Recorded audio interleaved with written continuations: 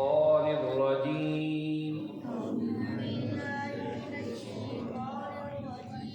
بسم الله الرحمن الرحيم وهو الذي أنزل من السماء ماء فأخرجنا به نبات كل شيء فأخرجنا منه خضرا نخرج منه حبا متراكبا ومن النخل من طلعها قنوان دانية وجنات من أعناب والزيتون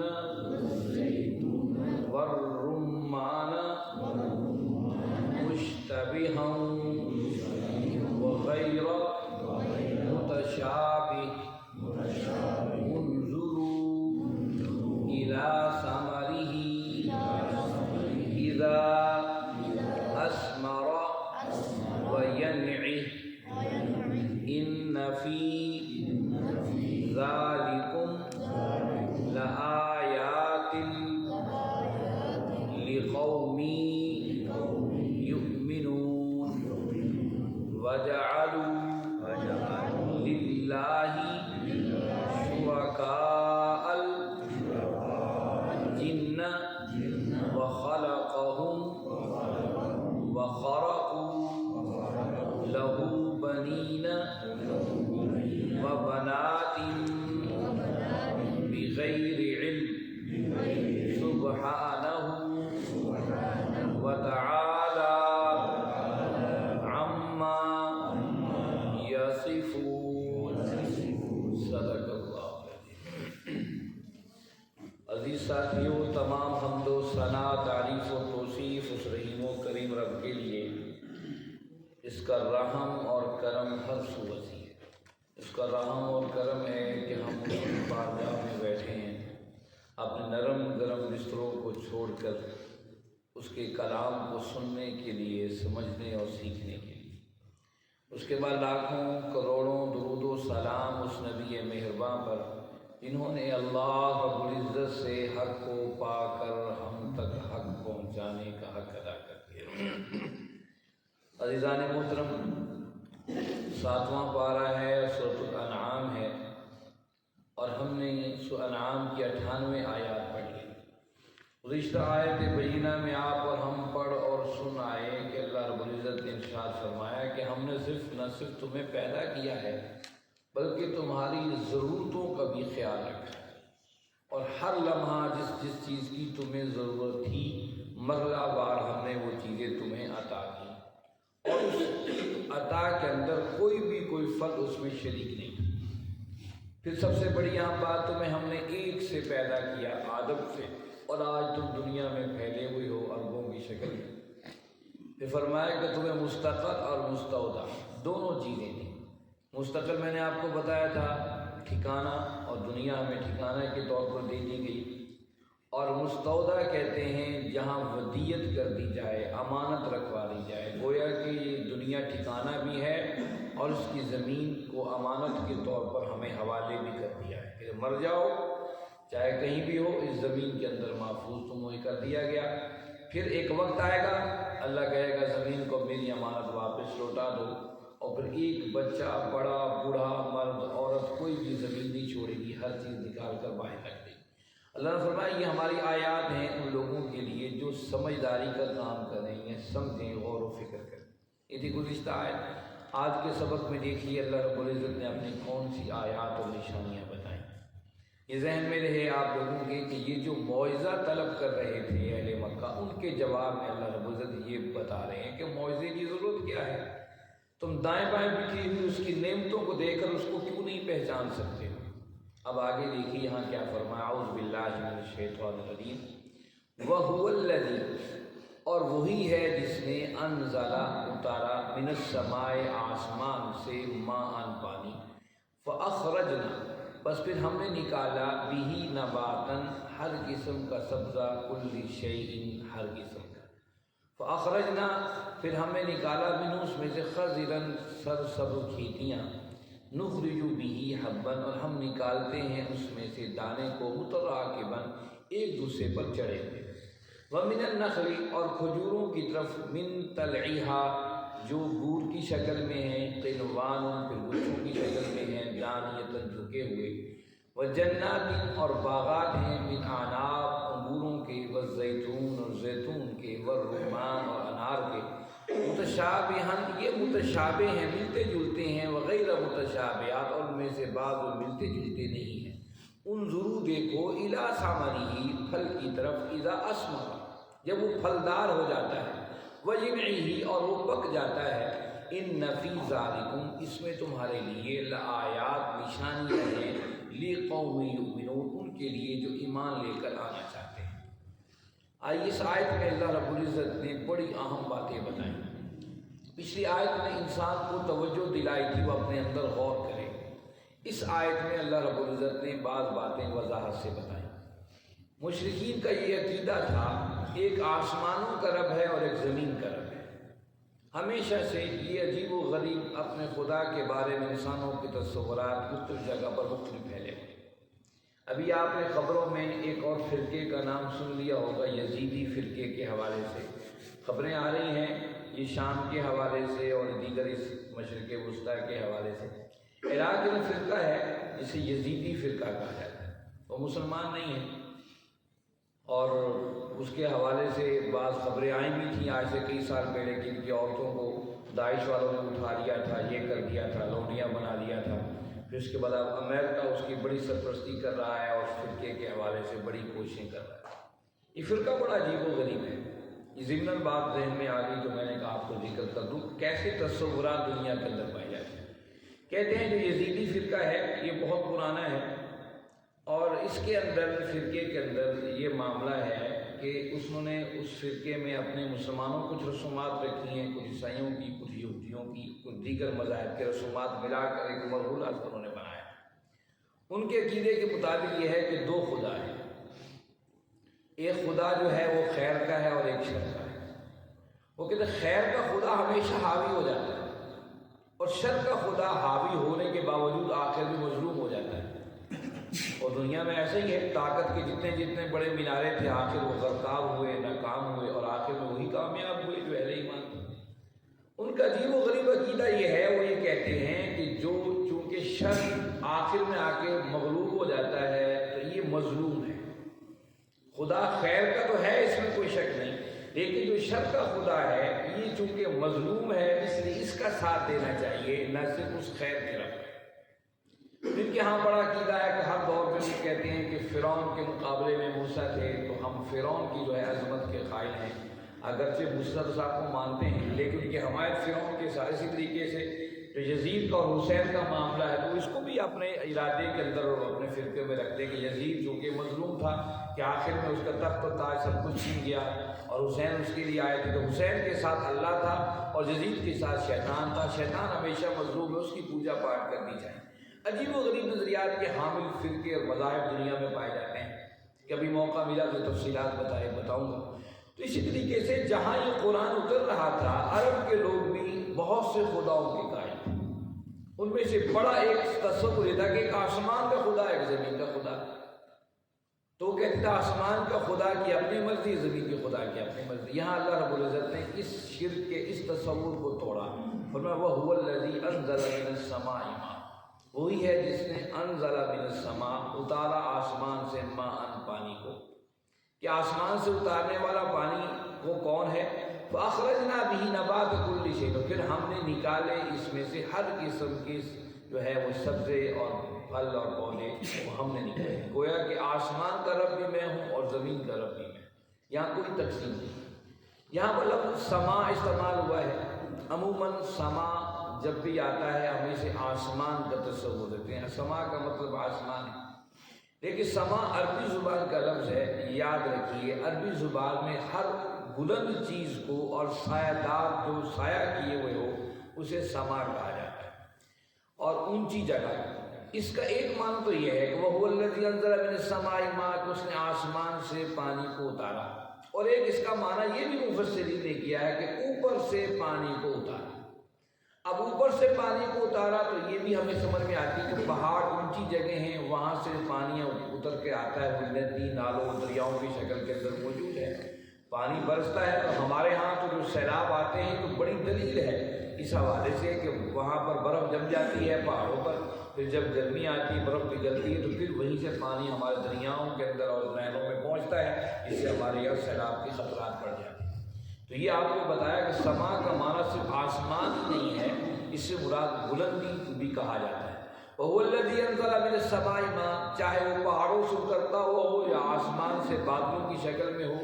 کہ عربی زبان میں بادلوں کو بھی بعض دفعہ سما کہا گیا ہے کہ وہاں پانی اتر رہا ہے، اور پانی اترنے کے بعد رد عمل کیا ہے؟ فَأَخْرَجْنَا بِهِ نَبَاتَ كُلِّ شَيْءٍ، ہم نے اس پانی کے ذریعے اس زمین سے ہر قسم کے سبزے کو اگایا ہے.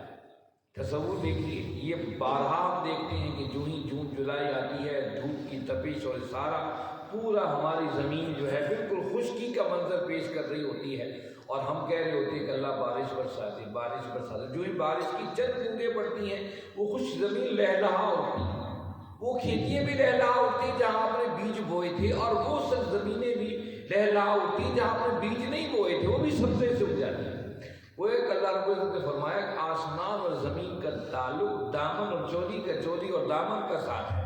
یہ کوئی علیحدہ چیزیں نہیں ہیں. اگر علیحدہ خدا ہوتے، یہ کہتا میں بارش نہیں برساتا جب زمین کی ضرورت ہوتی، اور جب زمین کو ضرورت نہ ہوتی بارش کی آسمان کہتا کہ میں بارش برساتا ہوں، آسمان کا خدا کہتا یوں جھگڑے ہوتے. تو بتایا اللہ رب العزت نے اس آیت کے اندر کو ایک ہی رب ہے جو آسمان سے بارش کو برسا رہا ہے. فَأَخْرَجْنَا بِهِ نَبَاتَ كُلِّ شَيْءٍ، اور پھر اس بارش کے ذریعے پانی کے ذریعے ہر قسم کی نباتات اور سبزے کو اس نے اگایا. فَأَخْرَجْنَا مِنْهُ خَضِرًا، اور پھر بس ہم نے نکالا اس سے خضرًا سرسبز کھیتیاں. کہ بارش کو انسان مانگتا ہے، پھر اس کے بعد ہریالی اور سبز انسان نے جو کھیتی کوئی ہوتی ہے اس میں ہریالی آ جاتی ہے. نُخْرِجُ بِهِ حَبًّا، اللہ کے اس پروسیس کو غور سے دیکھو. پھر جب بارش برستی ہے آپ کی کھیتیاں سرسبز ہو جاتی ہیں. مِنْهُ حَبًّا، اس سے پھر بیج اگتا ہے. آپ نے بیج جو ڈالا تھا اگتا ہے. مُتَرَاكِبًا، اور تہ بتہ اس میں سے نکلتا. آپ نے گندم کے ایک بیج بویا، اس میں سے دیکھیے ایک نکلا، اور پھر تہ بتہ اس خوبصورتی کے ساتھ اس میں اللہ نے بیجوں کو رکھ دیا، دانوں کو رکھ دیا. آپ نے مکئی کاشت کی ہے، آپ دیکھتے ہیں آپ نے مکئی کا ایک بیج بویا تھا، اس سے جو ایک پودا نکلا تو اس سے کیسی چھلی خوبصورتی ہے، اور کتنے اس میں ایک چھلی میں کتنے بیج اللہ نے رکھ دیے ہیں تہ بتہ کس طرح سجے ہوئے. کون کر رہا ہے؟ کیا کوئی انسان ہے جو اس کو کر سکے؟ کوئی انسان ہے جو اس کی ترتیب بنا سکے؟ اللہ رب العزت بتا رہے دیکھو غور تو کرو یہ کیا چیزیں ہیں. وَمِنَ النَّخْلِ، اور ذرا کھجوروں کو دیکھو.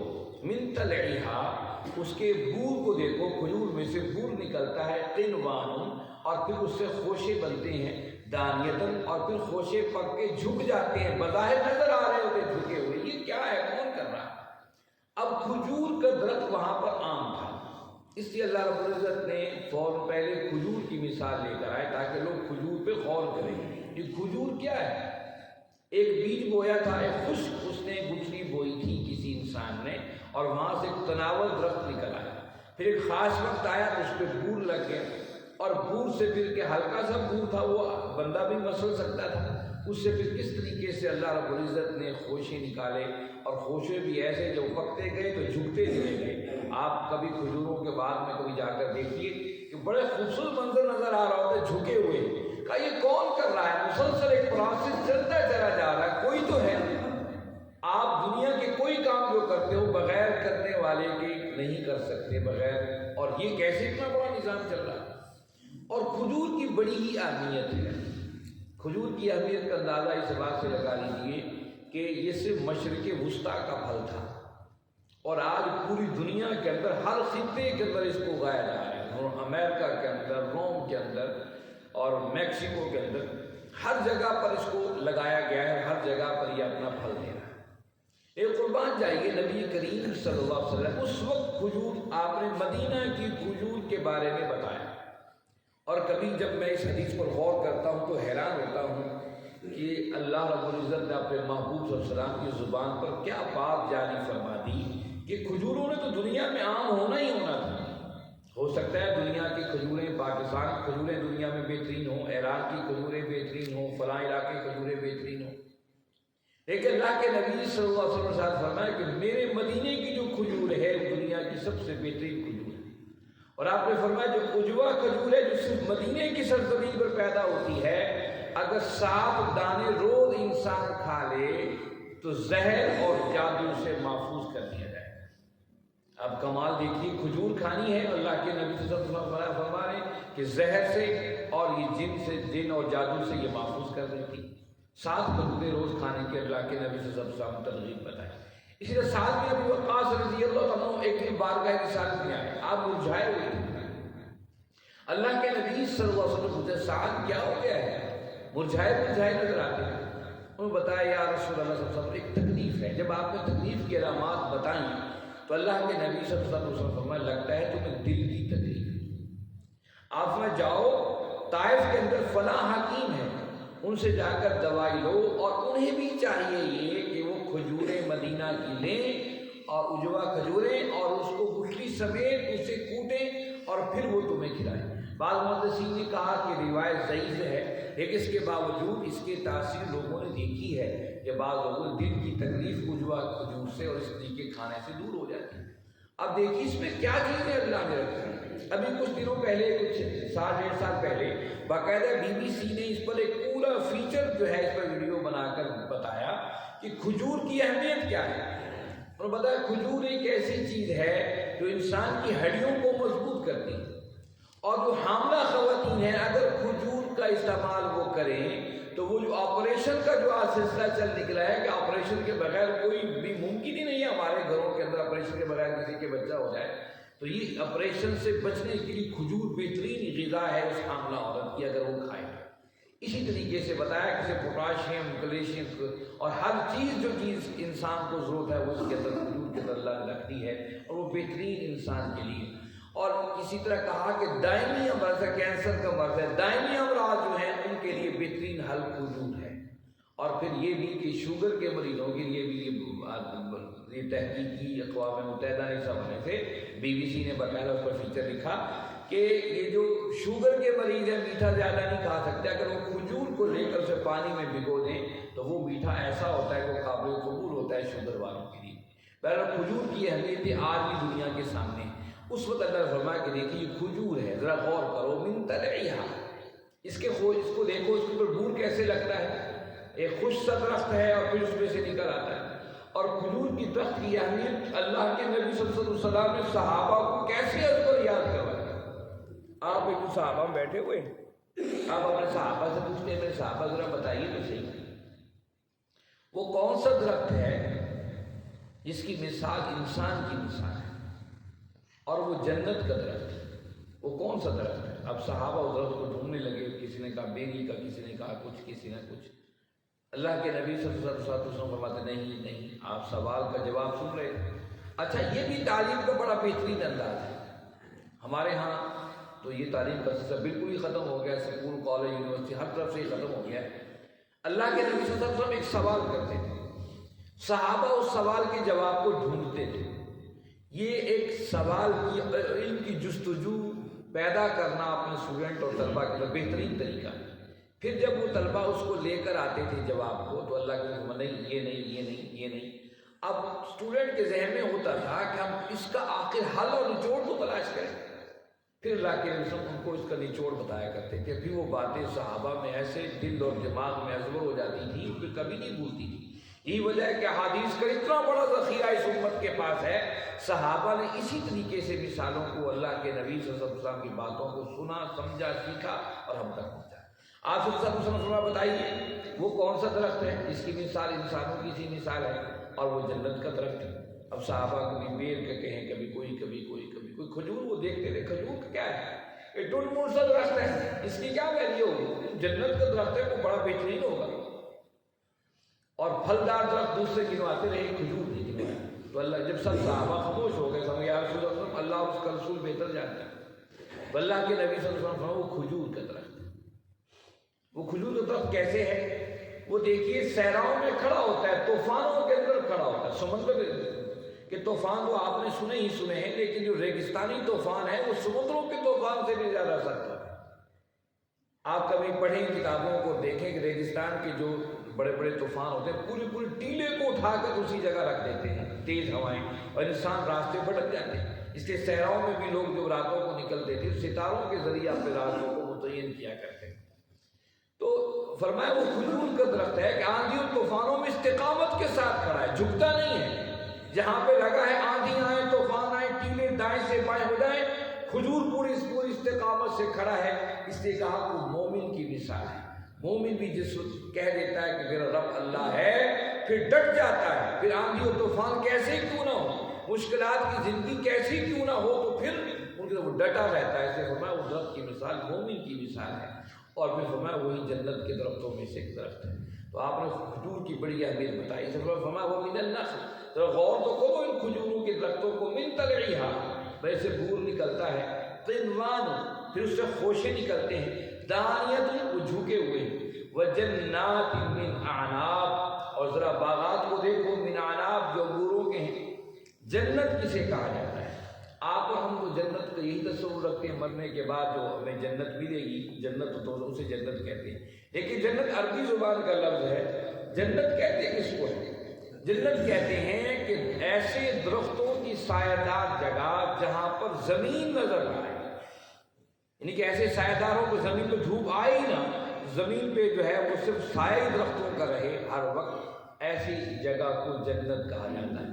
آپ نے فرمایا دیکھو وجنت من اعناب، ذرا آپ دیکھو انگوروں کے اس باغات کو کیسے وہ لگے ہوئے ہیں، والزیتون، اور زیتون کو دیکھو، والرمان، اور انگور دیکھو، انار کو، مشتبہات، مشتبہوں وغیر متشابہ، کہ بعض پھل ہیں جو آپس میں ملتے جلتے ہیں، اور بعض ایسے پھل ہیں جو ملتے جلتے نہیں ہیں۔ یہ سارا سسٹم کیا ہے؟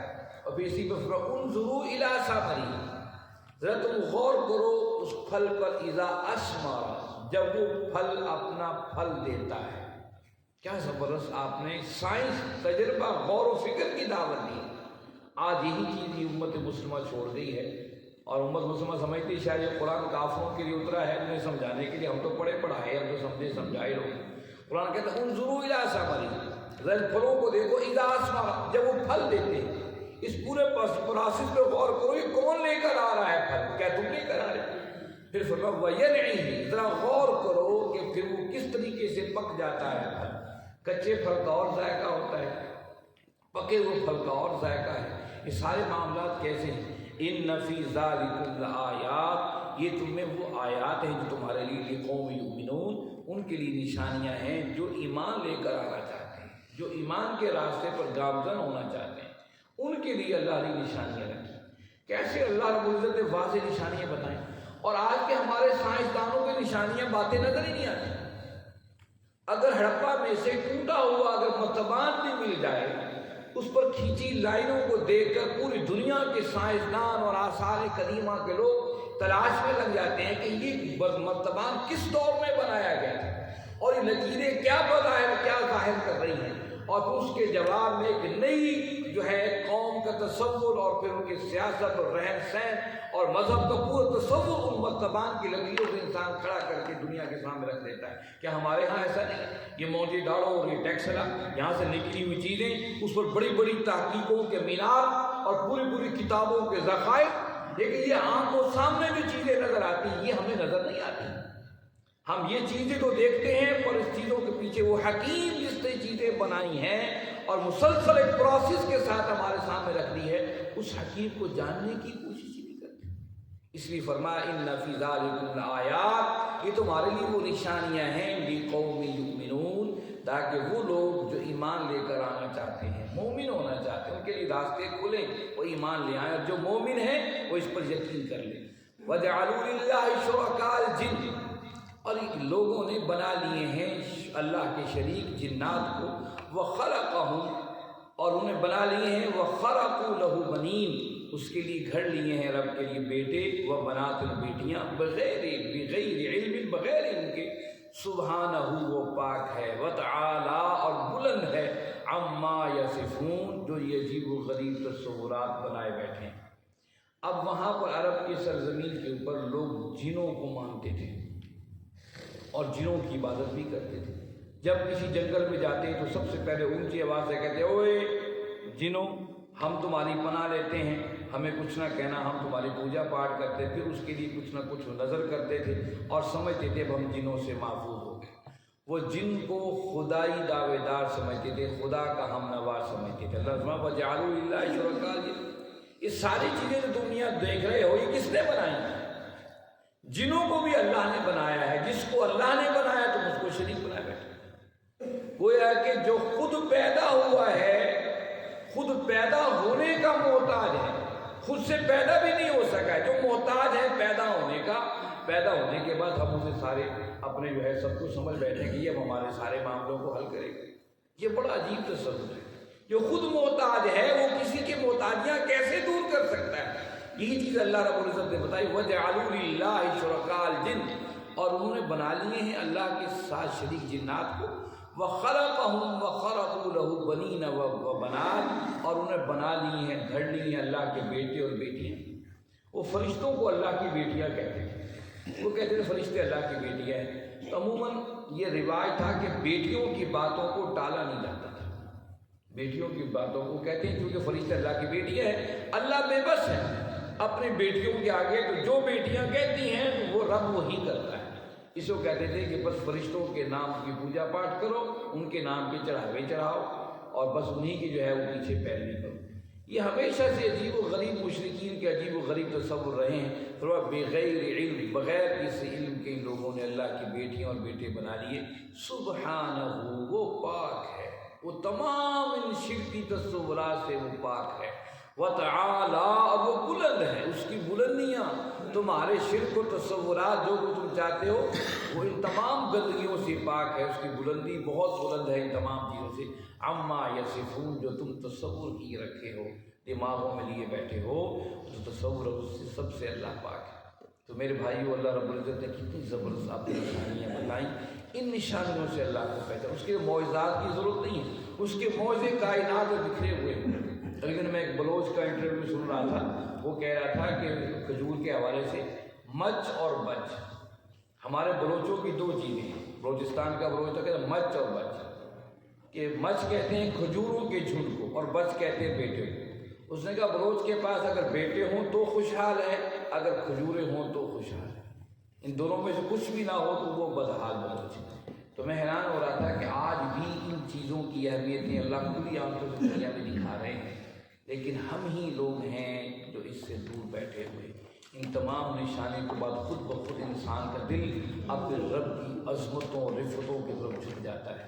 اللہ تو ہی اس کائنات کا خالق اور مالک ہے، اور تیرے علاوہ کوئی اس کائنات کا خالق اور مالک نہیں۔ اتنی نشانیاں بتانے کے بعد ہم اس کے در کو چھوڑ کر غیروں کے در سے امیدیں وابستہ کریں، ہم سے بڑا ظالم اور کون ہو سکتا ہے؟ اللہ رب العزت سے دعا ہے رب العزت آپ اور ہم سب کو سمجھنے اور اس پر عمل کرنے کی توفیق عطا فرمائیں۔